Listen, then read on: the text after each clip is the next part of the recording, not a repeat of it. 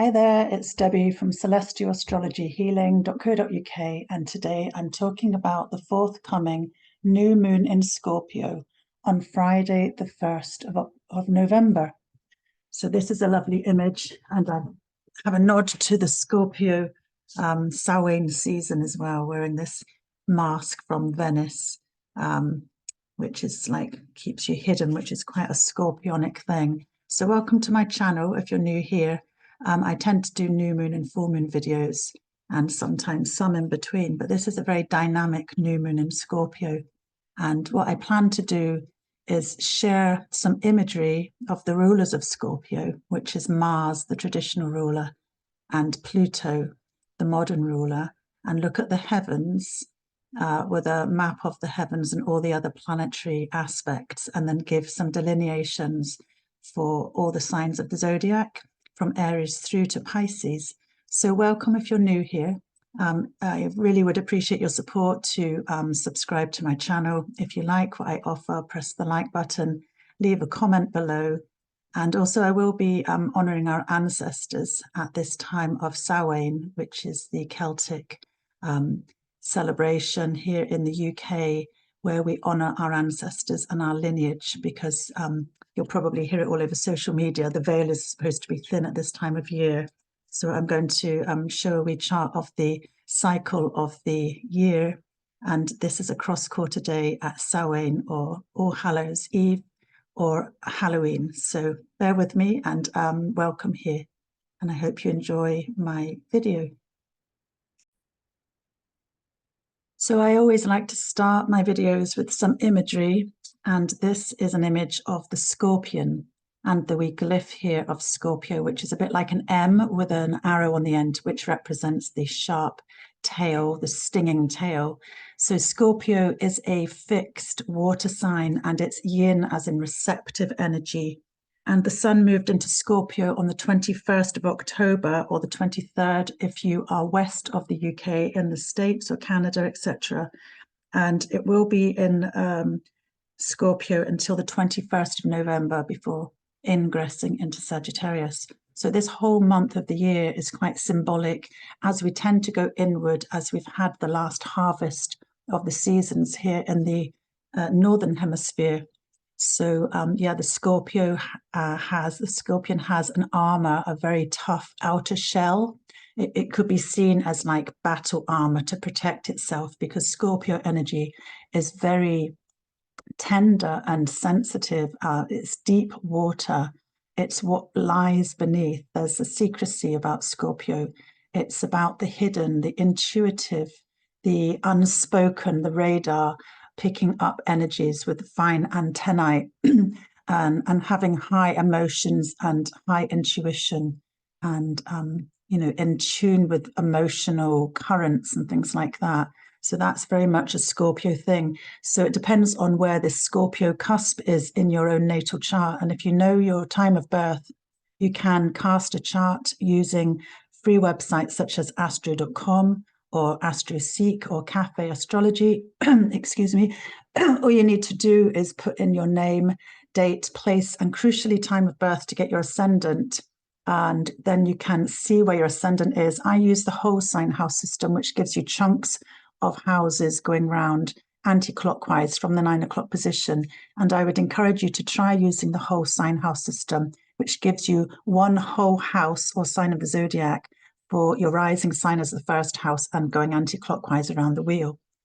So I will give delineations, and there will be timestamps where you can move to your sign of the zodiac. You can listen for your sun, your moon, or your ascendant. But the ascendant tends to be accurate for your identity and sense of self and being at the helm of the ship, the first house. Let me share some other imagery, but this one's really dark, you know. There's a sense of the darkness, and certainly the clocks have gone back here in Scotland, and there is more darkness. I'm waking up at like Libra ascendant every day, which is still dark, which is surprising me. But I'll be recording this at the time of Scorpio ascendant, which changes every couple of hours. Let me just, that's Mars, and there's Hades. So here's the glyph of Scorpio. As I was saying, it's an M with an arrow on the end. And you can see all these flowing, passionate, volatile waters, because water, it's a water sign, and water in our own birth charts or in the heavens represents deep feelings. And with Scorpio, energies can be hidden and suppressed. It's about the unconscious. It's about the hidden, the secret. It's transformative, deep energies, which are very, very passionate. Scorpio has a reputation for being quite a sexual sign of the zodiac. Certainly there is that. There's some magnetism and sort of attractiveness, the sort of, the alluring energy of Scorpio, the mysterious, that sort of energy is very much Scorpio. I have other images to share. Let me see if I can annotate across.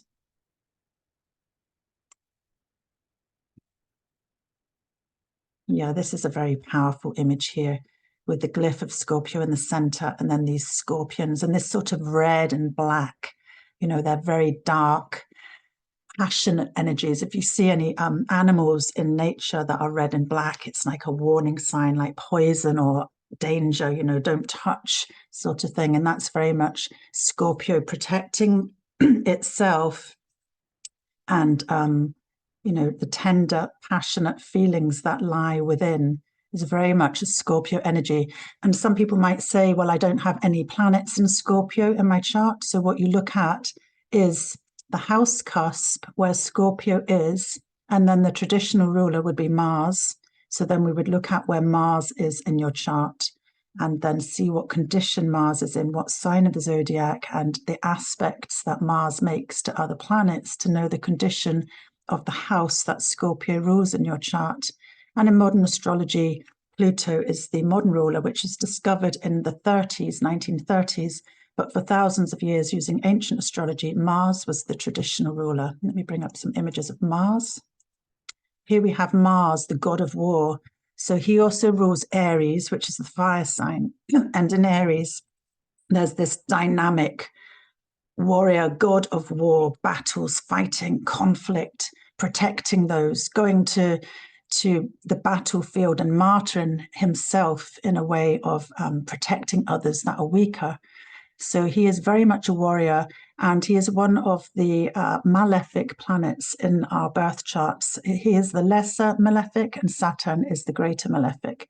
So if you're born in the daytime, a day sect chart, Mars is actually quite a challenging position for your birth chart, wherever Mars is placed in your chart. But he belongs to the nighttime sect.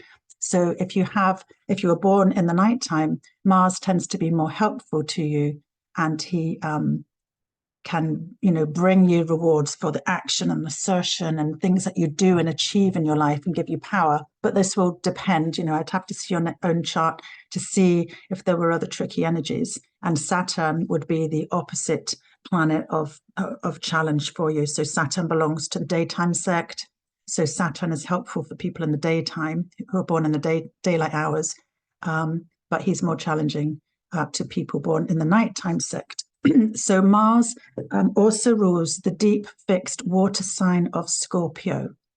So if we think about all that passionate energy, that energy of intensity, it goes inward. It's more about feelings and what lies beneath with this Scorpio energy. If you think about fixed water, it's contained water, and it doesn't move. So it's like it can stagnate if it's not released. Or I've heard recently in another astrology group that I'm part of, the 12 Faces of the Goddess with Danielle Blackwood. It's a psycho-spiritual astrology class. Somebody was talking about filtering the water. So if we think about filtering out this fixed water to purify and allow things to be processed, and quite often this would be done privately, because Scorpio energy is inward energy. It's that yin, receptive energy. So feelings and filtering out is very important for processing and a sense of healing and deep transformation. Scorpio in modern astrology rules the 8th house, which I don't particularly work with because I look at where the rulers are. But you can think about that too. The 8th house is the house of the occult, deep feelings, taboo topics, psychology, death, sex, transformation, power, all of these things. In ancient astrology, the 8th house can be about anxieties and fears, the esteem of others, karmic debt, shared resources. It's those things, what you bring to the table and what your partner may bring to the table, and how is that balanced?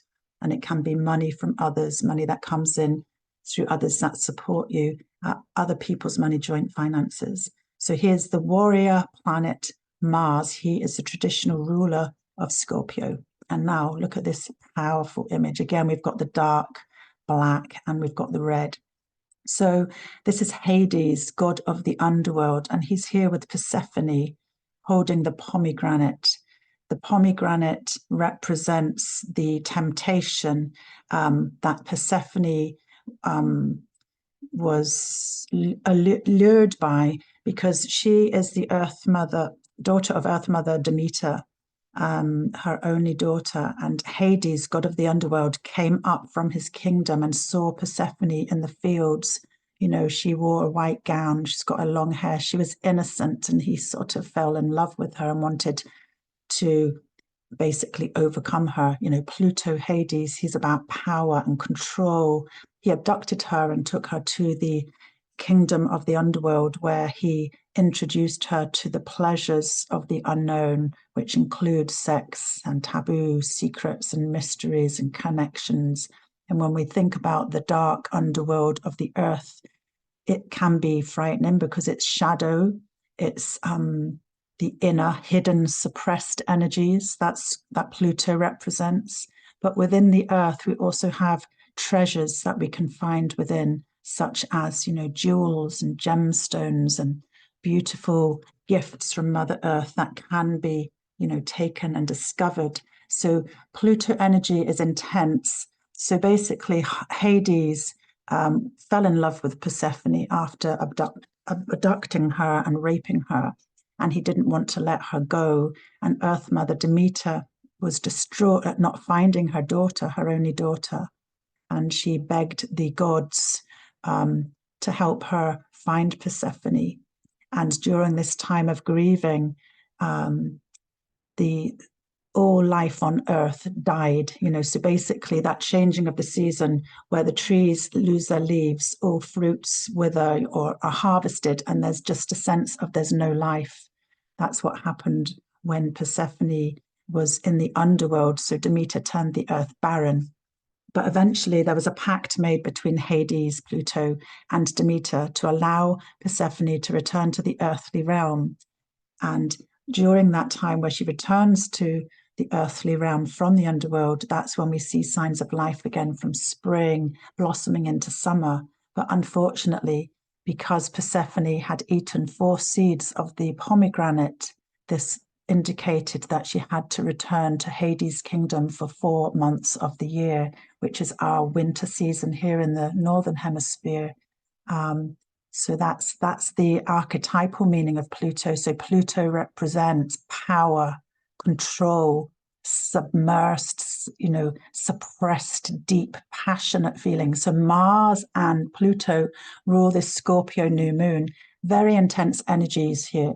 I think this must be an AI image, but nevertheless, it is absolutely stunning. And I feel like it does really represent destruction, death, darkness. But you can feel this intensity of power and the sexual energy, perhaps, or the intensity between these energies. And we've got all dragons or griffins flying in the air. So that's the glyph. I think now, just double checking. Oh yeah, this is it. So now I'd like to talk about this time of the year in respect to the spring equinox, the autumn equinox, the summer solstice, the winter solstice, and then what's known as the cross-quarter days, which are in between these times. And this is where we are at Samhaine. So in ancient times, certainly with the Celtic cycle of the year, or pagan cycles, which predate Christianity. These were celebrations that we were in tune with because we had no electricity. We could feel the darkness. We could gather in the last harvests at this time of year before nestling down and taking everything inward to keep cozy and survive the winter. So I'm going to show you the astrological spring equinox here. This is called Ostara in this chart. So this is the beginning of the astrological year, spring equinox. I'm cutting through this black cat, a lucky black cat. Mabon would be autumn equinox. So we've got cardinal fire, Aries, cardinal air. Fire and air are always opposite. So this is autumn equinox here. In the northern hemisphere, and you would have to flip that for the southern hemisphere. Midsummer is the height of the sun, the longest day, and this is cardinal water at the time of the harvests here. So that is what follows spring equinox, and then it goes opposite to Yule or winter solstice, which is cardinal Earth, which is the Capricorn time of year, Yule. So this is the quarters. And then when we come from summer, spring equinox, the first cross quarter day is Beltane, the celebration of fertility, as the warmth reaches the northern hemisphere, and we start seeing blossoms and the hope of growth to come. And then opposite Beltane, we have Samhaine, or All Hallows Eve, or Halloween here. So between the 31st of October and the 1st of November. And I heard last night in my class that true Samhain is when the sun is at 15 degrees of Scorpio, which might be something like the 6th of November. But basically the veil is thinnest. We can communicate with our ancestors. We can really open ourselves to any messages or support from them around a week before the Samhain. And this is the end of the witches' year in the Northern Hemisphere. And I'll just show you the other cross quarter. So Beltane is opposite Samhain. And then we have Lammas, which is one of the harvests in August the 1st, which is opposite Imbolc, which is the first sign of growth when the snowdrops pop up from the hard frozen earth, quite often with snow on the ground, pushing up their shoots in a really strong way. So you can see these cross-quarter days. And certainly at this time, going back to Samhain, Halloween, All Hallows Eve, and then in the Day of the Dead is the November the 1st, we're really tuning into our ancestors. We're able to honor our lineage and our connections because our ancestors know of us, whether we know of them. And we can send ancestors our love and our light and our healing for their struggles and their achievements and their support. And obviously there's lots of complicated dynamics in family histories that go back. And certainly I'm working in this lifetime to heal some wounds in my own family lineage, which I work with powerfully to heal the wounds of the past, to bring forth healing and cleansing and balance for the future. So not all family history is positive, but we can send light to our ancestors if there's difficulties as well.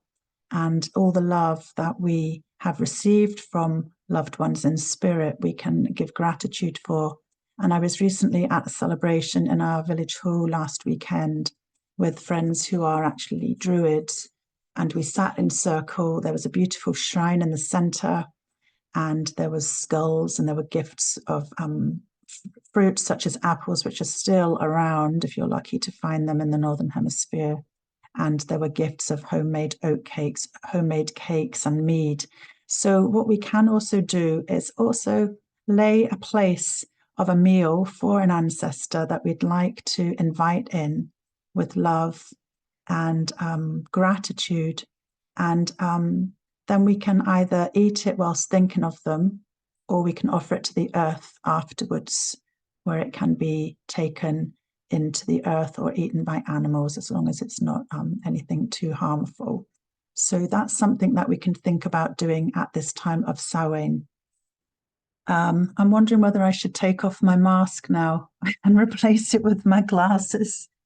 I'm actually recording this quite early in the day because I usually try to do them later in the day, and I thought I'll get up early. Right, I'm taking off my mask. I'm going to go into the astrology chart.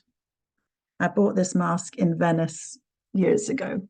I'm going through this phase where I'm not wearing any makeup at the moment, which is quite challenging for a woman of my age, apart from lipstick, because we like to, or I like to, cover up what I perceive as blemishes. But I've had a couple of eye infections, so I'm avoiding wearing makeup, and that can feel initially quite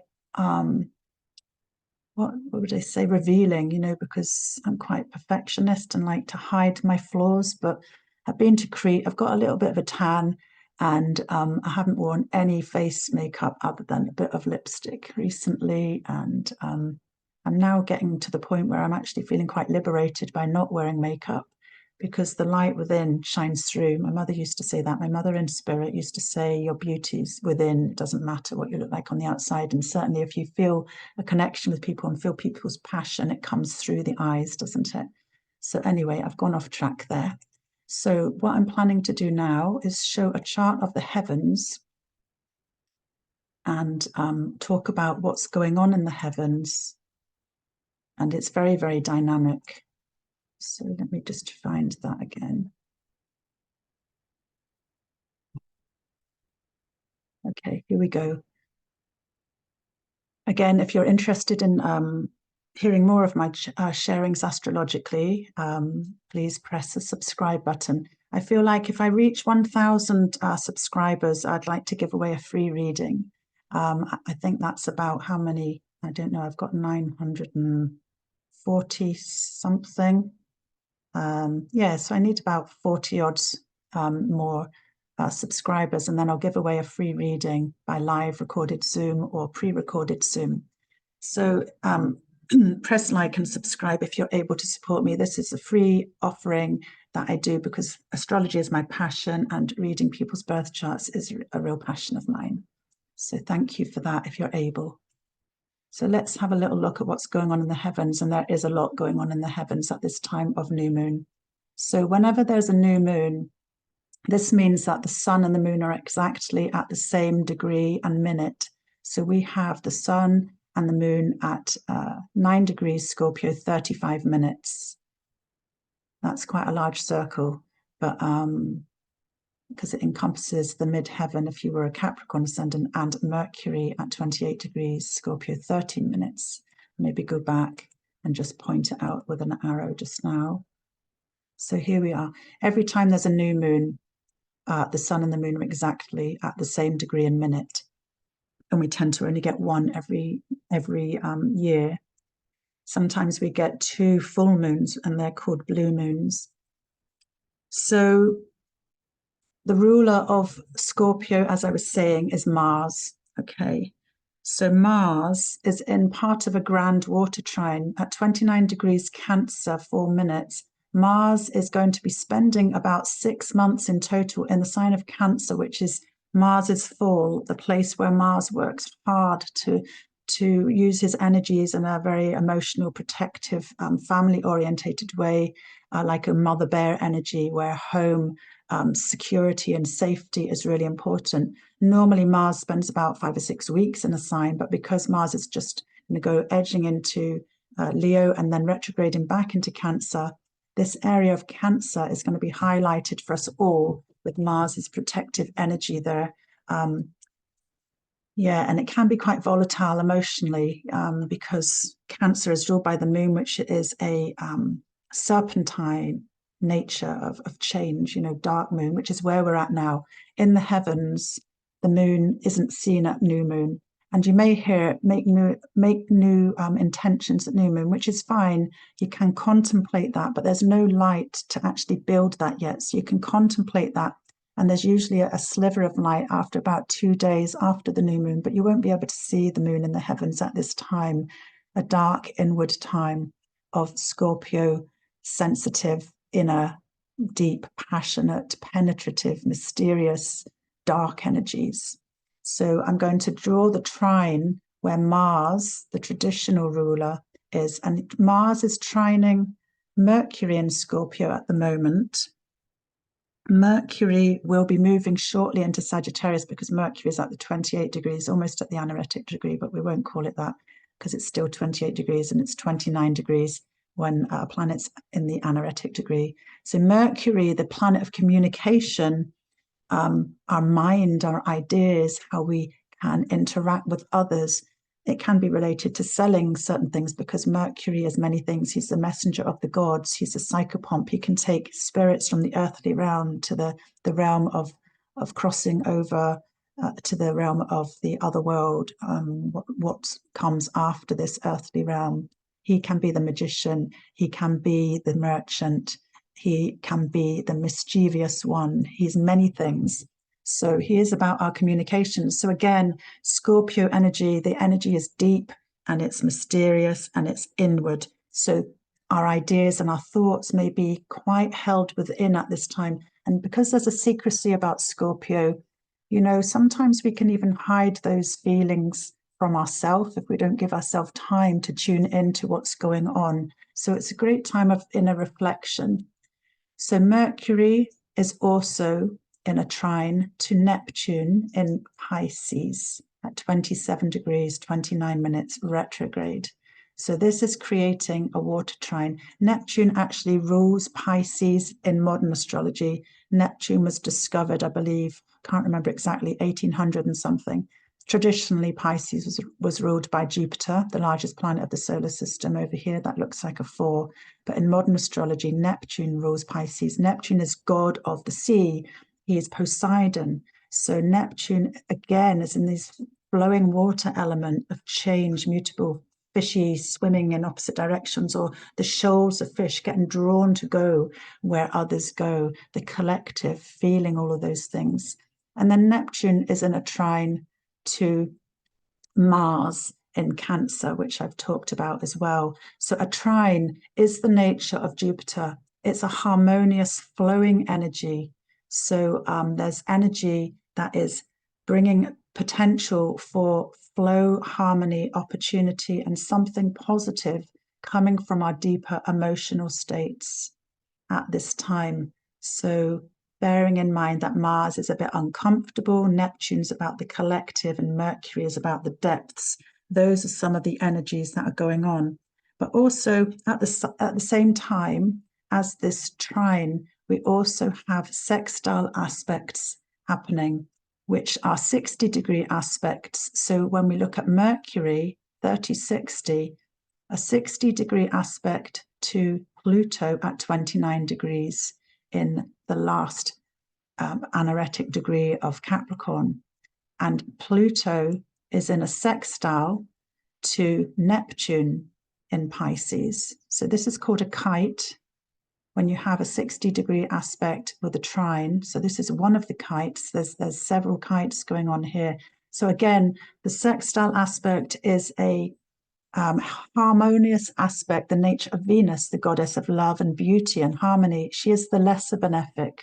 So she is giving energy of support between Mercury and Pluto. So communications and what's suppressed and what's lying deep within, that is flowing to Neptune. And Neptune is about otherworldly, off the earthly plane, trusting in the universe, being led by spiritual ideas, having faith and hope and romanticism and creativity, you know, and faith. All of those things are potentially possible at this time. But Pluto is about bringing up hidden, dark, taboo stuff, you know, so there can be tension about what is being released here. There can be fears around that as well, because, you know, if we suppress things, we don't have to face them. And if we are going to let them come out, a bit like, you know, a vent from the molten earth beneath the earth, exploding out, having to come out. And then during that intense release, there can be cathartic change and healing. So also another sextile coming from Neptune goes to Uranus here at 25 degrees Taurus retrograde 52, 25 degrees Taurus 52 minutes retrograde in Taurus. destabilization, Earth, Taurus, fixed Earth, sudden unexpected changes, shocking events, unpredictability in our routines and things like that. That's happening from Neptune to Uranus. And then there's a trine, a sextile again to Mars. So there's a 60-degree here. So there's a kite coming from Mercury to Neptune, square trine Mars, but also in a sextile, the helpful, harmonious, flowing sextile, the nature of Venus is happening between these planets. It gets a bit mind-boggling. And I'm actually doing a creative art class based on geometry at the moment, and sometimes my brain gets a bit overloaded and I can't actually process anymore. But you can see there's a triangle, a large triangle, that's the Grand Trine, and then the sextile comes off it. And then there's a large triangle, and then there's the sextile comes off it. So these are flowing energies that I'm talking about in the heavens. We're not talking about the sun and the moon yet. We're talking about these other dynamics. And actually, there are 4 sextiles happening at the moment between the planets. But if anybody has any planets, let me find something else that I can use.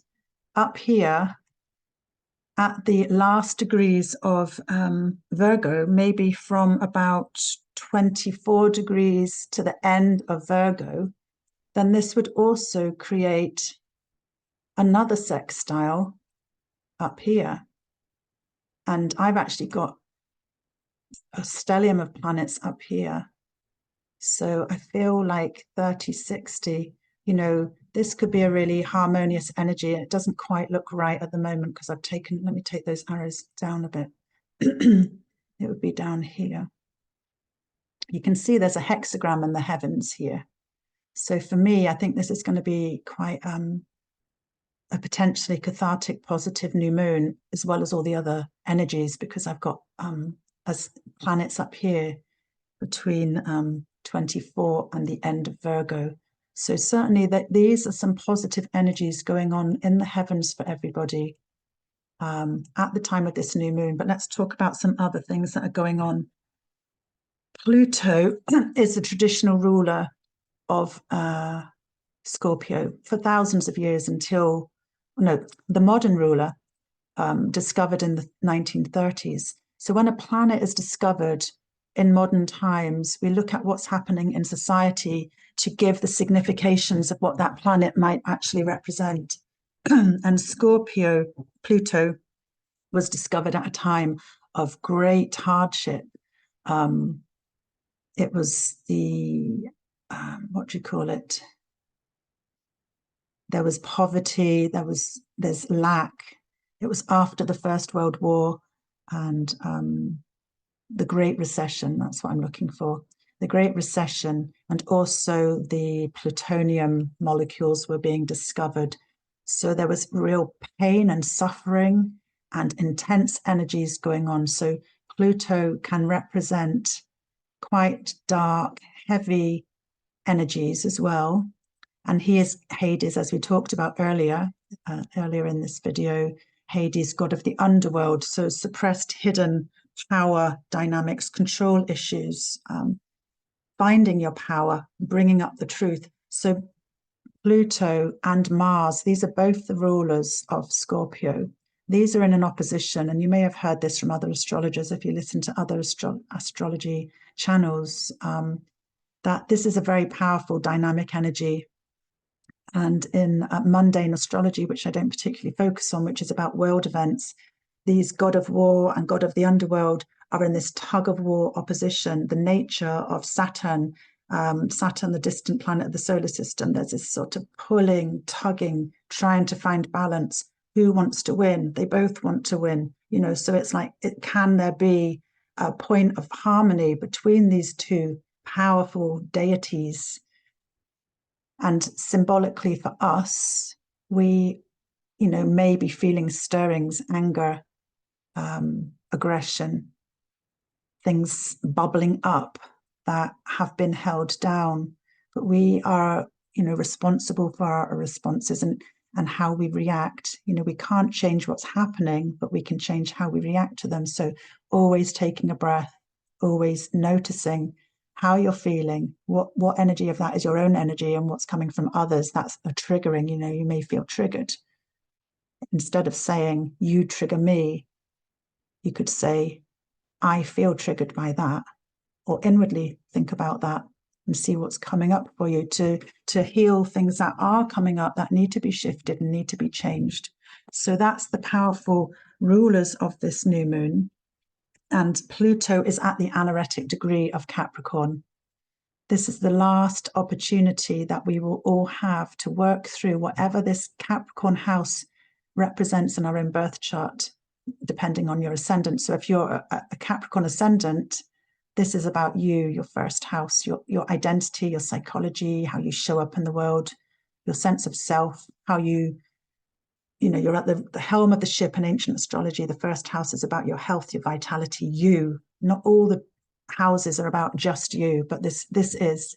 So Capricorn ascendants, this is a really, really powerful time for you to work through your own sense of how you show up in the world, and any fears, that you have that are being purged out. Is a cleansing time before Pluto moves back into Aquarius on the 19th of November for the next 20 years. So Pluto takes 248 years to go around the whole zodiac, being a very distant planet, affecting whole generations, and has spent about 15 years in the sign of Capricorn. So this is a very powerful time. Pluto at the anaretic degree. We are not going to, in our lifetimes, unless medical advances allow us to live 248 years or more, we're not going to have this opportunity to purge out, heal and transform and regenerate ourselves in this way of cathartic change. And Pluto is also in a helpful aspect to, as I've said, probably part of the sextile aspect to Neptune, which was part of the aspect that I was talking about in the kite, and to Neptune here. So Pluto communications, bringing up stuff that's held in deep, facing the truths, the shadow side of ourselves. Honesty, really. And Neptune, Pluto to Neptune, can enhance trust and faith and spiritualism. Pluto has been moving away from a square, so I'm not going to count this because that's 25 degrees where Uranus is 52 minutes and Pluto is sort of around 4 degrees or more. So I'm not going to count that square because Pluto moves so slowly, it would be happening forever. So is there anything else I'd like to say about this chart? I've just taken some notes here. Oh yeah, I did want to say, so just talking about the new moon in Scorpio, this is a starting point. And it will culminate with a full moon. Let me see when the full moon is. On the 12th of May, 2025, 6 months later. Sometimes you can feel a new beginning if you're planting seeds of intention at this time of new moon. You can feel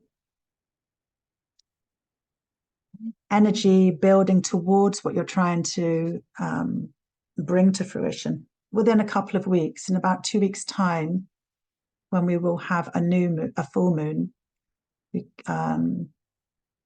But 6 months later is most likely when, if you work really powerfully and try to bring something to a sense of completion, this is when the full moon is, culminating on the 12th of May, 2025.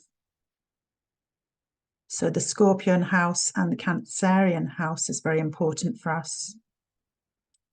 And we will be getting Mars, who is at the anaretic degree, the tense degree, very tense degree. It's a critical degree, trying to get to the next sign of Leo, but not quite there. It's like it's the last push of what Mars in Cancer represents, which I was talking about earlier: sensitivity, protection, home, family, loyalty, safety, because Cancer is another sign with a hard shell, hiding the inner tenderness. Cancerians are very good at protecting themselves, a bit like Scorpio, but it's all around home and family.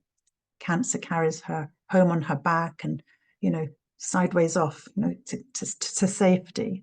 So there is a sensitivity and intensity around this new moon. And Mars could be quite volatile. Our energy levels may go up and down as well, but Mars will really soon be moving out of Cancer into Leo, but we'll retrograde back to Cancer and this anaretic degree on the 8th of January, and then cross this point again on the 15th of April. And then that will culminate in the full moon on the 12th of May 2025. So very, very intense energies here. Just double check in my notes. Yeah. So it's really to say that whatever's going on now in the heavens related